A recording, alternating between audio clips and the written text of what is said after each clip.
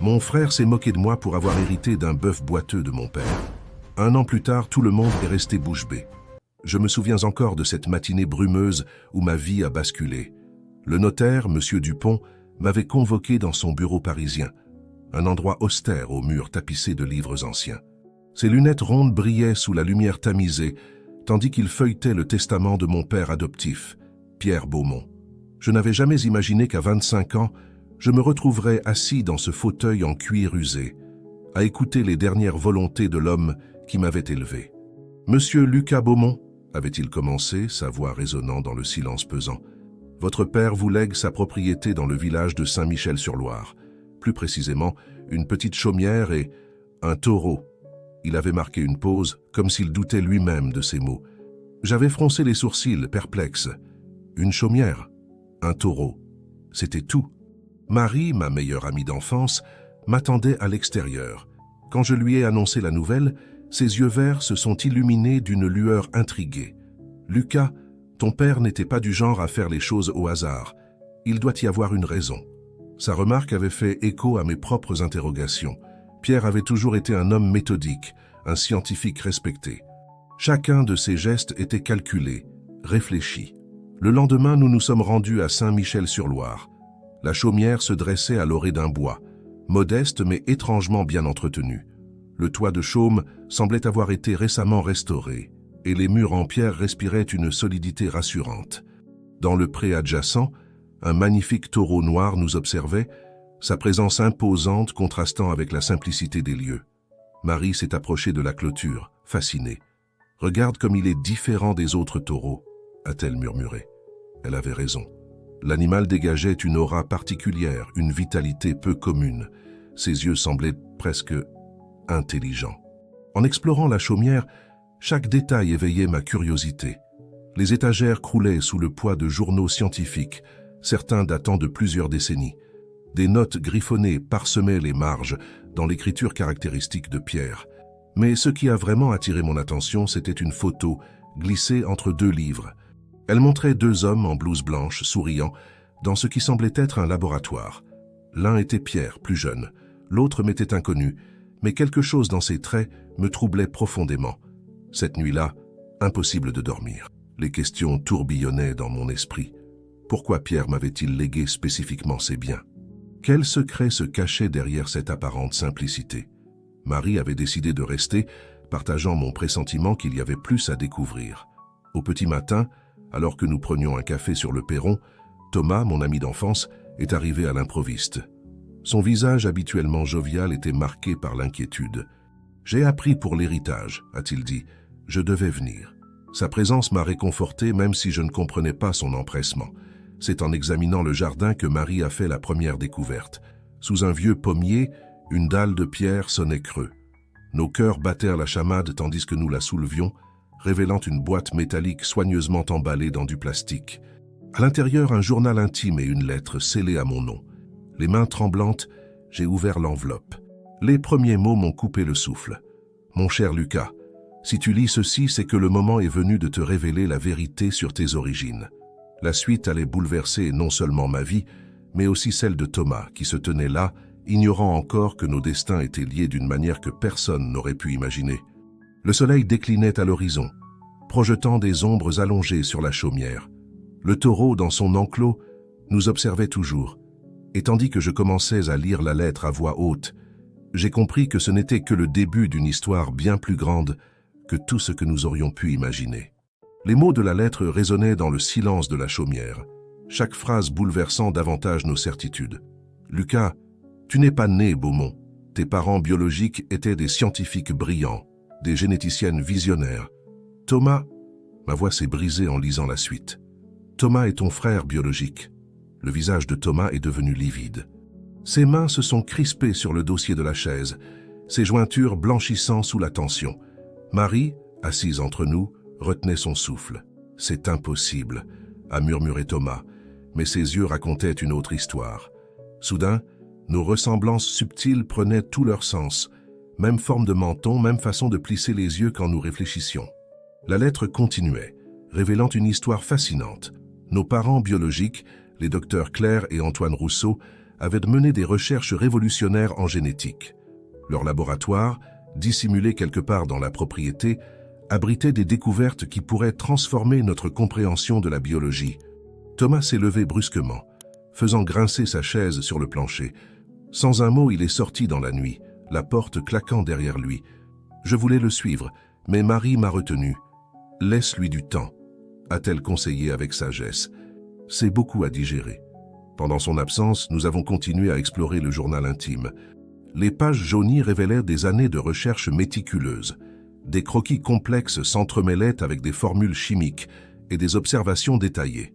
Une entrée en particulier a attiré notre attention. Le spécimen B307 montre des signes de régénération cellulaire sans précédent. La théorie était correcte. Nous pouvons modifier la structure génétique pour améliorer la résistance et la vitalité. Marie a soudain fait le lien. Le taureau B307, c'est lui, n'est-ce pas? J'ai hoché la tête, les pièces du puzzle commençant à s'assembler. Cet animal n'était pas ordinaire. Il était le fruit des recherches de nos parents. Au petit matin, Thomas est revenu. Ses yeux étaient rougis, mais son visage affichait une détermination nouvelle. « Je suis désolé d'être parti », a-t-il dit doucement. « J'avais besoin de réfléchir. Toute ma vie, j'ai senti qu'il me manquait quelque chose. Maintenant, je comprends pourquoi. » Nous nous sommes regardés maladroitement, ne sachant pas comment agir avec cette nouvelle réalité. Marie a brisé la glace en suggérant d'examiner la propriété plus en détail. « Le laboratoire doit être quelque part », a-t-elle insisté. Les indices dans le journal parlent d'un sanctuaire souterrain. La recherche nous a occupés toute la journée. Nous avons sondé chaque recoin, mesuré chaque mur, jusqu'à ce que Thomas remarque quelque chose d'étrange dans la grange. Une série de marques au sol, presque invisibles sous la poussière, formait un motif géométrique précis. En appuyant sur certains points du motif dans un ordre spécifique, décrit dans une énigme du journal, un mécanisme s'est enclenché.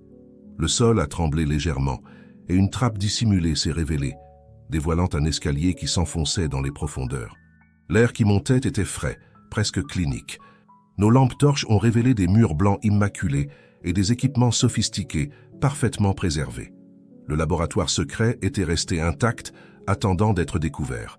Sur une paillasse centrale, un microscope dernier cri côtoyait des séquenceurs d'ADN et des incubateurs. Des écrans d'ordinateur en veille projetaient une lueur bleutée sur les surfaces métalliques. Mais ce qui a vraiment capté notre attention, c'était un grand tableau blanc couvert de formules complexes et d'une note énigmatique. La clé est dans son sang. La régénération n'est que le début. Thomas s'est approché d'une armoire vitrée contenant des échantillons soigneusement étiquetés. « Regardez », a-t-il murmuré. Certains datent d'il y a plus de 20 ans. Les étiquettes portèrent des codes similaires à celui du taureau, B307. Soudain, un bruit sourd a résonné au-dessus de nos têtes, nous faisant sursauter. Le taureau s'était approché de la grange comme s'il savait. Ses sabots frappèrent le sol dans un rythme presque délibéré. Marie a consulté rapidement le journal. « Il y a quelque chose ici sur un lien psychique inattendu avec le sujet. Lucas, je crois que cet animal essaie de nous dire quelque chose. » Cette nuit-là, alors que nous tentions d'assimiler nos découvertes, une nouvelle question s'est imposée. Qu'étaient devenus nos parents biologiques? Le journal mentionnait une menace grandissante, une course contre la montre. Et plus important encore, pourquoi Pierre Beaumont avait-il choisi de nous séparer, Thomas et moi? La réponse se trouvait peut-être dans les données informatiques du laboratoire. Mais alors que nous allions commencer à les explorer, une alarme silencieuse s'est déclenchée sur l'un des écrans. Quelqu'un d'autre venait d'accéder au système à distance. L'alarme silencieuse pulsait sur l'écran, projetant des éclats rouges dans le laboratoire souterrain.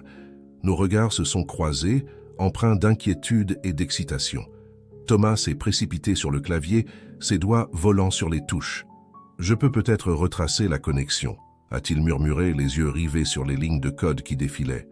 Pendant ce temps, Marie et moi avons commencé à explorer méthodiquement le laboratoire.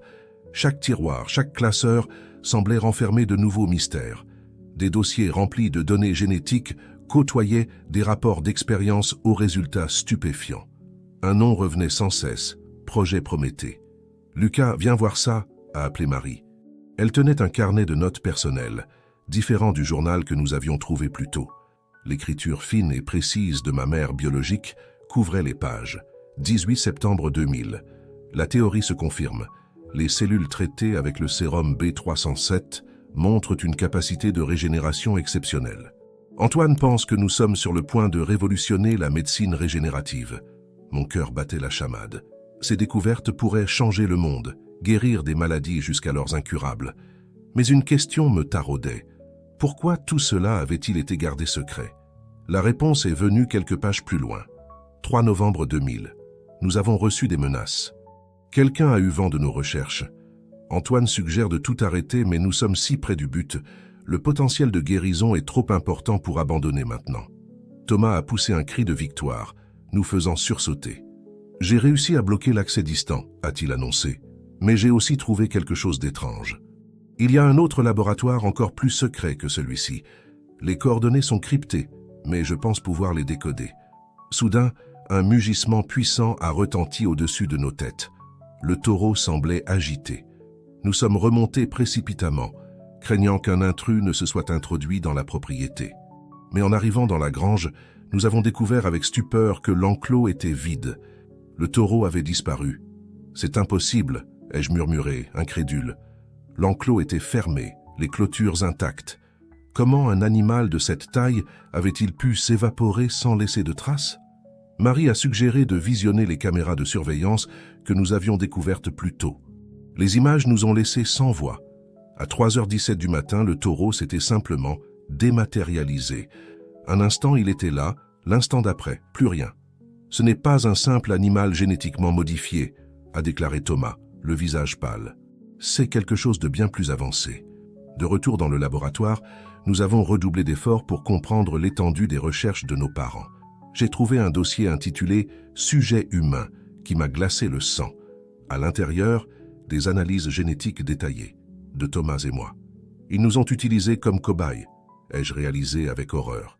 Thomas s'est approché, lisant par-dessus mon épaule. Ses mains tremblaient légèrement. « Pas exactement », a-t-il dit après un moment. « Regarde les dates. Ces tests ont été faits quand nous étions bébés. Je pense qu'ils essayèrent de nous protéger, de s'assurer que nous n'avions pas été affectés par leurs expériences. » Marie, qui examinait d'autres fichiers, a soudain poussé une exclamation. « Les gars, je crois que j'ai trouvé quelque chose sur la disparition de vos parents. » Elle nous a montré un enregistrement vidéo daté d'il y a 20 ans. Sur l'écran granuleux, nous avons vu nos parents biologiques, l'air anxieux, parler à la caméra. « Si vous voyez ceci, c'est que nous avons dû disparaître, » disait notre mère. « Nous sommes sur le point de faire une découverte qui pourrait changer l'humanité. Mais certaines personnes veulent l'utiliser à des fins dangereuses. Nous devons nous cacher, protéger notre travail et surtout protéger nos fils. » Notre père a pris la parole. « Lucas, Thomas, si vous voyez ceci un jour, sachez que tout ce que nous avons fait, c'était pour vous protéger et pour le bien de l'humanité. La clé de tout se trouve dans le code génétique du taureau B307. Mais méfiez-vous, d'autres cherchent ces informations. Soyez prudents et surtout faites confiance à Pierre Beaumont. Il sait quoi faire. » La vidéo s'est arrêtée, nous laissant dans un silence stupéfait. Tant de questions sans réponse, tant de mystères à résoudre. Mais une chose était claire. Nous étions désormais les gardiens d'un secret qui dépassait tout ce que nous aurions pu imaginer. Alors que le jour commençait à poindre, éclairant faiblement le laboratoire souterrain, nous avons pris conscience de l'ampleur de notre tâche. Il nous fallait retrouver le taureau, décoder les secrets de nos parents et surtout, comprendre pourquoi quelqu'un était prêt à tout pour mettre la main sur ses recherches. Thomas a posé une main sur mon épaule. « On est dans cette histoire ensemble, frangin », a-t-il dit avec un sourire nerveux. Marie a acquiescé, ses yeux brillants de détermination. Dehors, le monde s'éveillait, ignorant encore les secrets enfouis sous cette modeste chaumière. Mais pour nous, une nouvelle quête commençait, pleine de promesses et de dangers. Le mystère du taureau disparu n'était que la première énigme d'une longue série qui allait nous mener bien au-delà de tout ce que nous pouvions imaginer. Les jours suivants ont été un tourbillon d'activités frénétiques. Entre l'analyse des données du laboratoire et la recherche du taureau disparu, nous dormions à peine. Thomas passait des heures devant les ordinateurs, tentant de décrypter les fichiers les plus sécurisés. Marie, quant à elle, épluchait méthodiquement chaque note, chaque rapport, à la recherche du moindre indice. C'est au cours d'une de ces longues nuits que j'ai commencé à ressentir les premiers symptômes. Au début, ce n'était qu'une légère fièvre, une fatigue inhabituelle que j'attribuais au stress et au manque de sommeil. Mais bientôt, des maux de tête lancinants et des vertiges sont venus s'ajouter à la liste. Marie a été la première à remarquer que quelque chose n'allait pas. « Lucas, tu es pâle comme un linge », m'a-t-elle dit un matin, son front plissé d'inquiétude. J'ai tenté de la rassurer, mais au fond, une peur sourde commençait à s'installer. C'est en relisant pour la énième fois les notes de nos parents que j'ai trouvé une possible explication. Un paragraphe, presque anodin au premier abord, a attiré mon attention. Les effets à long terme de l'exposition au sérum B307 sur les sujets humains restent incertains. Des tests supplémentaires sont nécessaires, mais les risques éthiques sont trop élevés. Nous devons trouver une autre solution. Mon cœur s'est serré. Et si ces symptômes étaient liés aux expériences menées sur Thomas et moi quand nous étions bébés? J'ai partagé mes craintes avec les autres, provoquant un silence pesant dans la pièce. Thomas a été le premier à réagir. « Si c'est vrai, alors je devrais aussi ressentir quelque chose, non ?» a-t-il demandé, une pointe d'anxiété dans la voix. Mais il semblait en parfaite santé. Marie a suggéré d'utiliser l'équipement du laboratoire pour effectuer des analyses sanguines. Les résultats ont été aussi fascinants qu'inquiétants. Mon sang présentait des anomalies cellulaires que ni Thomas ni Marie ne montraient. Des cellules qui semblaient plus résilientes, pour ainsi dire. C'est comme si tes cellules avaient une capacité de régénération accrue, a murmuré Marie, les yeux rivés sur l'écran du microscope. Mais pourquoi toi et pas Thomas? La réponse est venue d'une source inattendue. En fouillant dans les vieux cartons de la chaumière, nous avons découvert des albums photos de notre enfance. Sur l'une des photos datées de mes 2 ans, on pouvait me voir avec un bras dans le plâtre. Thomas a soudain eu un éclair de compréhension. « Je me souviens de ça. Tu étais tombé d'un arbre. Les médecins disaient que la fracture était grave, mais tu t'es rétabli en un temps record. » Tout le monde parlait d'un miracle. Un miracle ou le résultat d'une exposition au sérum B307. L'idée que nos parents aient pu utiliser leur propre fils comme cobaye me révulsait. Mais une part de moi comprenait leur désespoir face à un enfant gravement blessé. Pendant ce temps, nos recherches sur le taureau disparu avançaient lentement. Nous avions contacté discrètement les fermes environnantes, mais personne n'avait vu d'animal correspondant à sa description. C'était comme s'il s'était volatilisé. Un soir, alors que nous étions tous les 3 assis autour de la table de la cuisine, épuisés et frustrés par le manque de progrès, Marie a eu une idée. Et si le taureau n'était pas le seul spécimen? Le journal mentionnait d'autres expériences, d'autres animaux. Cette suggestion a ouvert de nouvelles pistes. Nous avons commencé à chercher des schémas, des similitudes entre les disparitions d'animaux dans la région et les dates clés mentionnées dans les journaux de nos parents. C'est au cours de ces recherches que nous avons remarqué quelque chose d'étrange. À intervalles réguliers, des rapports faisaient état d'animaux sauvages présentant des comportements inhabituels, une longévité exceptionnelle, une résistance accrue aux maladies, voire même des cas de régénération de membres blessés. Ils ont continué leurs expériences dans la nature, ai-je réalisé avec un mélange d'admiration et d'appréhension. Peut-être pour éviter d'attirer l'attention sur un seul spécimen. Mais cette découverte soulevait de nouvelles questions. Qui d'autre était au courant? Et surtout, qui avait intérêt à s'emparer de ces recherches? La réponse est venue sous la forme d'une visite inattendue. Un matin, alors que nous prenions notre petit déjeuner, des coups ont retenti à la porte. Sur le seuil se tenait un homme d'une 50aine d'années, le visage marqué par les années, mais les yeux vifs et perçants. « Bonjour », a-t-il dit d'une voix grave. « Je m'appelle Dr Laurent Mercier. J'étais un collègue de vos parents et je crois qu'il est temps que nous parlions. » Son arrivée allait marquer un tournant dans notre quête, mais nous ignorions encore si ce serait pour le meilleur ou pour le pire. Une chose était sûre, les secrets enfouis depuis si longtemps commençaient enfin à remonter à la surface, et avec eux, la promesse de réponse et de nouveaux dangers. Le docteur Laurent Mercier s'est installé dans le salon, son regard parcourant la pièce avec un mélange de nostalgie et d'appréhension. Nous nous sommes assis en face de lui, tendus, attendant qu'il prenne la parole. « J'ai travaillé avec Claire et Antoine pendant des années », a-t-il commencé, sa voix empreinte d'émotion. Ce qu'ils ont accompli, c'était révolutionnaire, mais aussi dangereux. Il nous a raconté comment le projet avait commencé comme une recherche sur la régénération cellulaire, visant à guérir des maladies dégénératives. Mais leurs découvertes ont rapidement dépassé leurs attentes les plus folles. Le sérum B307 n'était que la pointe de l'iceberg, a expliqué Mercier. Ils ont découvert un moyen de reprogrammer l'ADN, de stimuler la régénération à un niveau jamais vu auparavant. Mais les implications étaient énormes, trop importantes pour être contrôlées. J'ai senti mon cœur s'accélérer. « Est-ce pour ça qu'ils ont disparu ?» ai-je demandé, ma voix à peine plus haute qu'un murmure. Mercier a hoché la tête gravement. Ils ont réalisé que leurs recherches pouvaient être utilisées à des fins néfastes.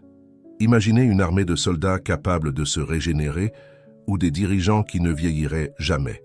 Ils ont décidé de tout arrêter, de cacher leur découverte. Thomas s'est penché en avant, les yeux brillants. « Mais pourquoi nous séparer, nous cacher la vérité pendant toutes ces années ? Pour vous protéger, a répondu Mercier. Vous étiez leur plus grande réussite, mais aussi leur plus grande vulnérabilité. Lucas, ton accident quand tu étais petit, ce n'était pas un miracle. C'était le résultat de leur travail. Marie, qui était restée silencieuse jusque-là, a pris la parole.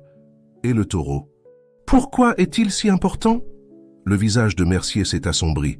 Le taureau est la clé de tout.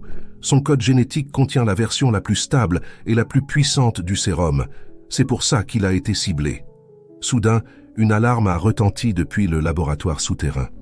Thomas s'est précipité vers les écrans de surveillance. « Quelqu'un essaie de forcer l'accès au serveur », a-t-il crié.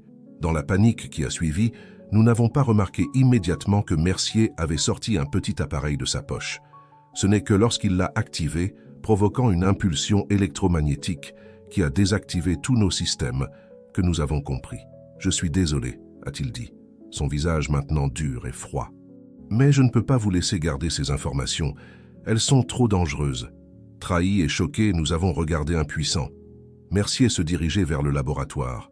Mais alors qu'il atteignait l'escalier secret, un mugissement puissant a résonné à l'extérieur. Le taureau était de retour. Dans la confusion qui a suivi, nous avons réussi à maîtriser Mercier.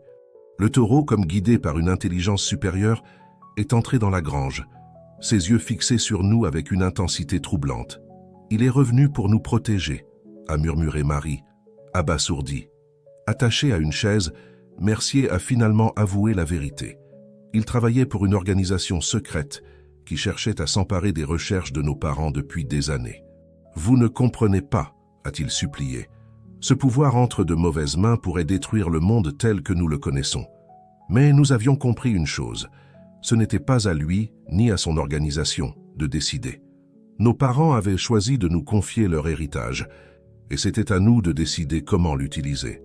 Cette nuit-là, alors que nous réfléchissions à nos prochaines actions, j'ai ressenti une connexion étrange avec le taureau, comme si je pouvais sentir ses pensées, ses émotions, et j'ai compris que ce n'était que le début de quelque chose de bien plus grand. Thomas, qui avait réussi à récupérer une partie des données avant l'attaque de Mercier, a fait une découverte stupéfiante. « J'ai les coordonnées du 2e laboratoire », a-t-il annoncé, les yeux écarquillés. « Je les ai trouvées. Nous nous sommes regardés, réalisant que notre quête était loin d'être terminée. Au contraire, elle ne faisait que commencer. Avec Mercier neutralisé, mais d'autres menaces sûrement en chemin, nous devions agir vite. « On y va », ai-je décidé, sentant l'adrénaline monter en moi. On trouve ce laboratoire, on découvre la vérité sur nos parents, et on termine ce qu'ils ont commencé. Marie a posé sa main sur la mienne, ses yeux brillants de détermination. « Ensemble », a-t-elle dit. Thomas a acquiescé, un sourire se dessinant sur son visage. En famille. Dehors, le taureau a mugi doucement comme pour approuver notre décision. L'aube se levait sur un nouveau chapitre de notre aventure, plein de promesses et de dangers.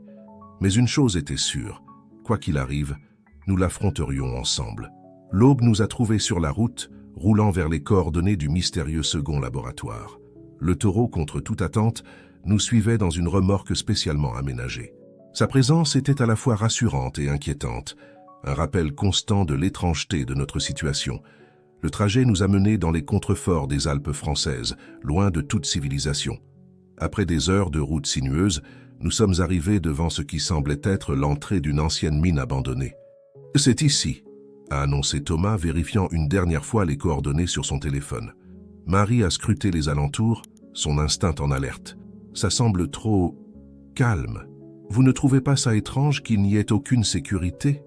J'ai acquiescé, partageant son inquiétude. Mais nous étions allés trop loin pour reculer maintenant. L'entrée de la mine était bloquée par une lourde porte métallique. À côté, un panneau de contrôle sophistiqué contrastait avec l'apparence délabrée du site. Thomas s'est mis au travail, ses doigts volant sur le clavier, pendant que Marie et moi montions la garde. Soudain, un déclic s'est fait entendre et la porte s'est ouverte en grinçant. Un courant d'air frais s'en est échappé, portant une odeur étrange, un mélange de produits chimiques et de quelque chose de plus organique. À l'intérieur, des lumières se sont allumées automatiquement, révélant un long couloir qui s'enfonçait dans la montagne. Les murs étaient recouverts de câbles et de tuyaux, pulsant doucement comme les veines d'un organisme vivant. Alors que nous avancions prudemment, j'ai ressenti une sensation étrange, comme si quelque chose tirait sur ma conscience. Le taureau, resté à l'extérieur, a émis un mugissement qui a résonné jusqu'à nous. « Lucas !» a murmuré Marie. « Tes yeux, ils brillent. » Je n'ai pas eu le temps de répondre. Au bout du couloir, une immense salle s'est dévoilée, remplie d'équipements scientifiques d'une sophistication inimaginable. Mais ce qui a vraiment capté notre attention, c'étaient les grandes cuves cylindriques alignées contre le mur du fond. À l'intérieur, flottant dans un liquide verdâtre, se trouvaient des formes indistinctes. Thomas s'est précipité vers une console centrale. « C'est incroyable !» a-t-il murmuré en parcourant les données qui défilaient sur l'écran. Ils ont réussi à créer un écosystème entier basé sur le sérum B307. Ces cuves, ce sont des incubateurs pour de nouvelles formes de vie. Tandis que Thomas plongeait dans les données, Marie a découvert une série de journaux vidéo. Avec appréhension, nous avons lancé le premier enregistrement. Le visage de notre mère est apparu à l'écran, plus âgé que dans nos souvenirs, mais avec le même regard déterminé. Si vous voyez ceci, mes enfants, c'est que vous avez découvert la vérité sur notre travail. Ce que nous avons créé ici va au-delà de la simple régénération cellulaire. Nous avons ouvert une porte vers l'évolution dirigée de la vie elle-même. L'enregistrement suivant montrait notre père, l'air grave. Mais avec ce pouvoir vient une responsabilité écrasante. Nous avons réalisé que nous ne pouvions pas contrôler les conséquences de nos actes. C'est pourquoi nous avons décidé de tout arrêter et de nous cacher. Le dernier message, daté de seulement quelques mois auparavant, nous a glacé le sang. Nos parents, l'air fatigués mais résolus, nous regardaient à travers l'écran. Nous savons que nous ne pourrons pas protéger ce secret éternellement. C'est à vous maintenant de décider quoi faire de cet héritage. Mais souvenez-vous, avec le pouvoir de créer vient aussi le pouvoir de détruire. Choisissez avec sagesse. Alors que la vidéo se terminait, une alarme a retenti dans le laboratoire. Des lumières rouges ont commencé à clignoter et une voix synthétique a annoncé « Attention !» Intrusion détectée. Protocole d'autodestruction enclenché. Pris de panique, nous avons cherché un moyen d'arrêter le compte à rebours. Mais alors que tout semblait perdu, j'ai ressenti une pulsion étrange, comme si mon corps savait quoi faire. Sans réfléchir, j'ai posé ma main sur la console centrale. Une décharge d'énergie a parcouru mon corps et soudain, les alarmes se sont tues. Les écrans se sont remplis de nouvelles données, comme si le système me reconnaissait et m'obéissait. « Comment as-tu fait ça ?» a demandé Thomas, stupéfait. Je n'avais pas de réponse, mais alors que je regardais mes mains, j'ai réalisé que quelque chose en moi avait changé. Le sérum B307 ne m'avait pas seulement donné la capacité de guérir rapidement. Il m'avait connecté à quelque chose de plus grand, quelque chose que je commençais à peine à comprendre. Marie, qui examinait les cuves, a soudain poussé un cri. « Les gars, venez voir ça !» Dans l'une des cuves, une forme commençait à bouger. Alors que nous nous approchions, fascinés et terrifiés, nous avons réalisé que nous étions sur le point de faire face à la plus grande découverte de l'humanité, et peut-être aussi à son plus grand défi. Le chapitre de nos vies qui s'ouvrait devant nous promettait d'être aussi extraordinaire que dangereux. Mais une chose était certaine, quoi qu'il arrive, nous l'affronterions ensemble, porteurs d'un héritage qui pourrait changer le monde à jamais. Nos yeux étaient rivés sur la cuve où la forme mystérieuse continuait de s'agiter. Le liquide verdâtre ondulait, créant des ombres mouvantes sur les parois de verre. Soudain, une main humaine s'est plaquée contre la surface, nous faisant tous sursauter. « Mon Dieu !» a murmuré Marie. « Il y a quelqu'un là-dedans. » Sans réfléchir, j'ai posé ma main sur le panneau de contrôle de la cuve. Comme précédemment, j'ai ressenti une connexion instantanée avec le système. Des informations ont défilé dans mon esprit.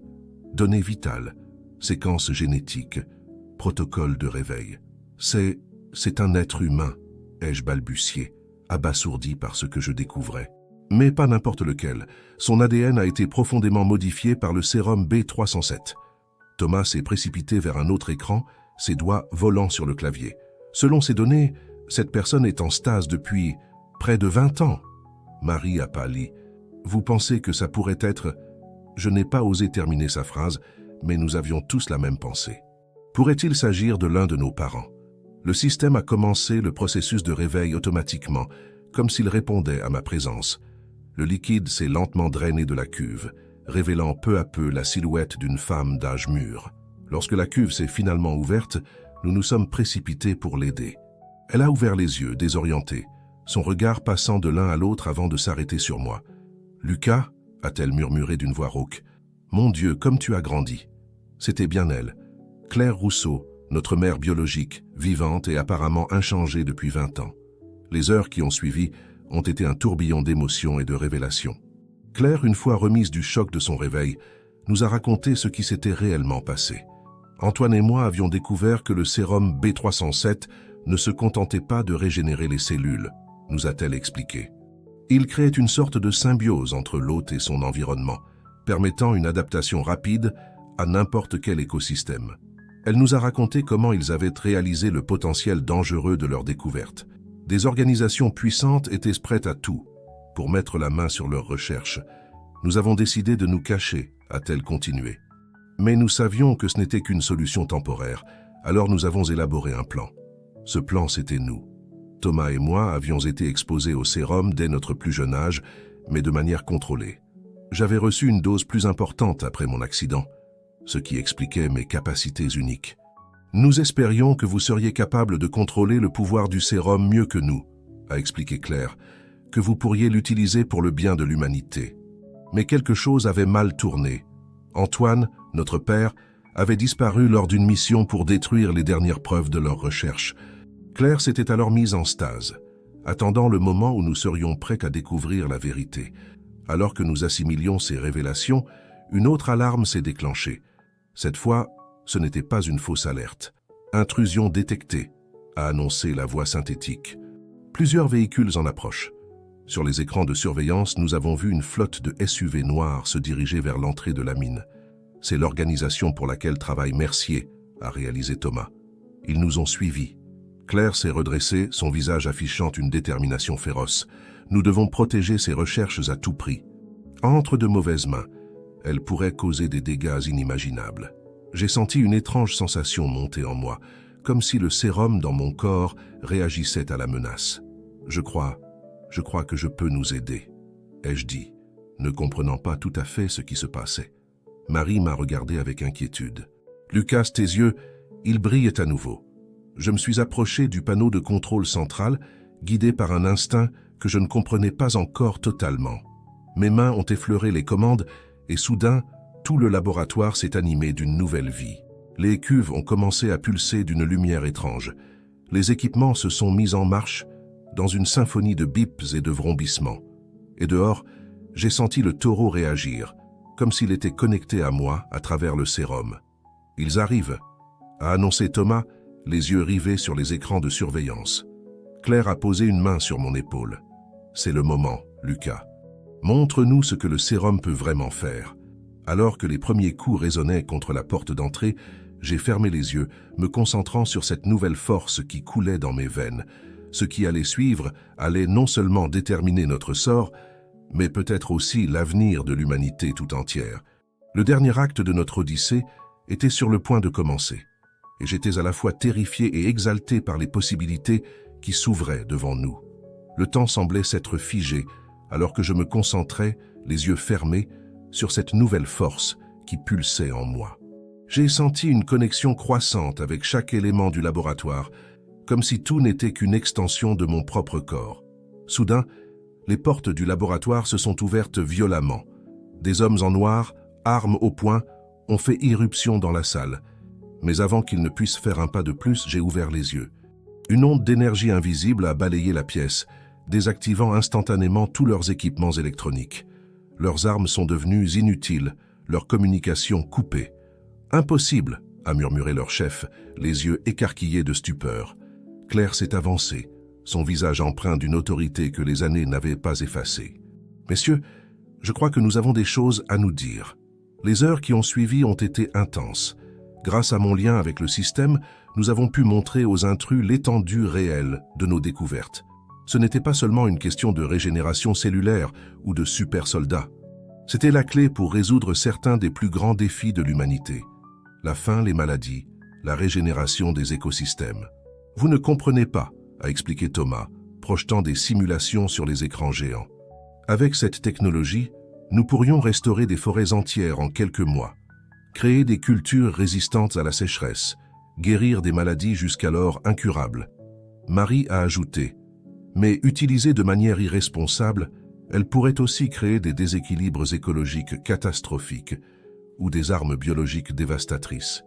C'est pourquoi nos parents ont choisi de la cacher.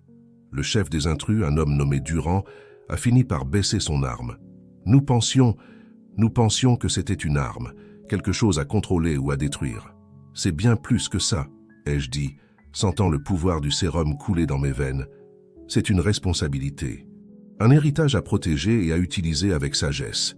Claire a posé une main sur mon épaule. C'est pour cela que nous vous avons préparé, toi et Thomas, pour que vous puissiez faire les choix que nous n'avons pas su faire. Durand a regardé autour de lui, réalisant l'ampleur de ce qu'il découvrait. Que proposez-vous alors? J'ai échangé un regard avec Thomas, Marie et Claire. Nous avions déjà discuté de cette possibilité.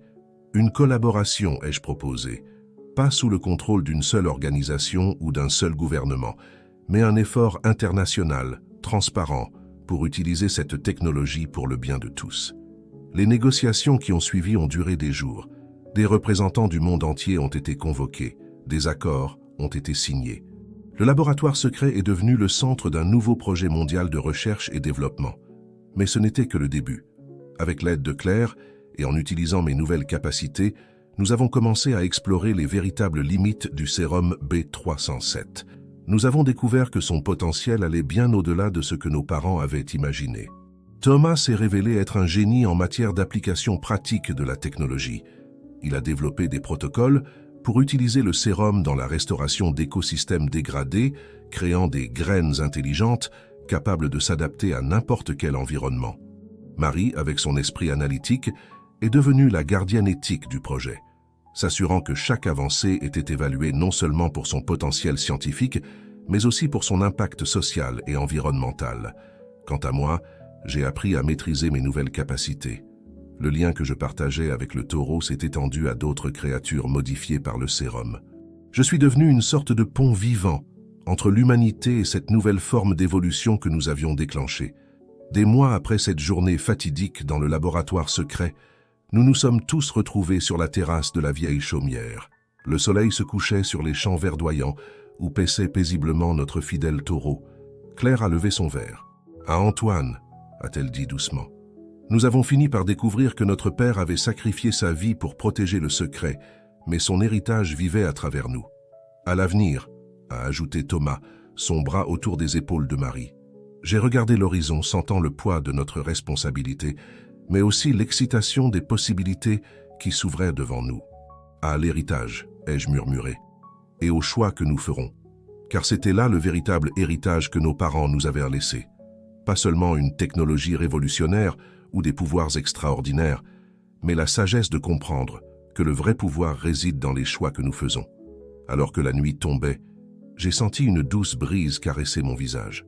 Et dans ce souffle, j'ai cru entendre l'écho lointain de la voix de mon père. « Nous sommes fiers de vous. » L'aventure qui avait commencé avec un modeste héritage, une chaumière et un taureau, s'était transformée en une quête qui allait redéfinir l'avenir de l'humanité. Et nous étions prêts à relever ce défi ensemble, en famille.